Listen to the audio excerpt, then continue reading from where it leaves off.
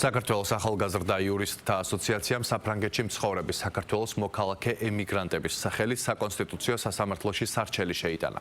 ორგანიზაცია საარჩევნო კოდექსის ახალ რეგულაციას ასაჩივრებს, რომელიც საზღვარგარეთ საქართველოს საელჩოებისა და საკონსულოების შენობებში საარჩევნო უბნების გახსნას კრძალავს. საიას შეფასებით ახალი რეგულაცია ხელოვნურ, ფინანსურ და სოციალურ ბარიერს ქმნის. საიაში აცხადებენ, რომ ორგანიზაცია ამ სარჩელით არ შემოიფარგლება და უახლოეს მომავალში ემიგრანტების სხვა ჯგუფის სახელით სტრატეგიულ სამართალ წარმოებას გააგრძელებს. საიას განცხადებას ეხმაურებიან მმართველ გუნდში.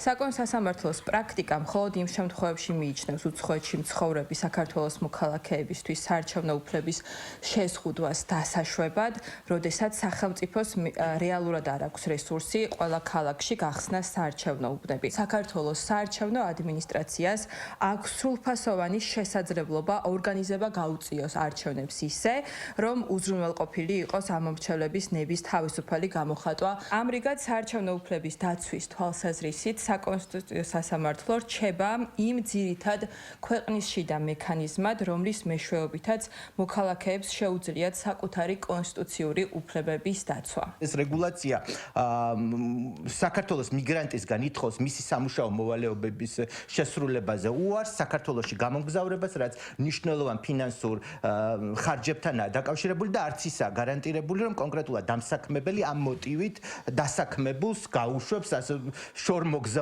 საი არის ჩვეულებრივად დაინტერესებული მხარე, მათი მხრიდან ასეთი სარჩელები ბევრი გვინახავს და ისიც გვინახავს, რომ არანაირი არგუმენტაცია არ მოყვება ხოლმე მათ სარჩელებს გარდა რაღაცა აღქმებისა. დანარჩენი, რა თქმა უნდა, სასამართლომ უნდა ირჩევოს.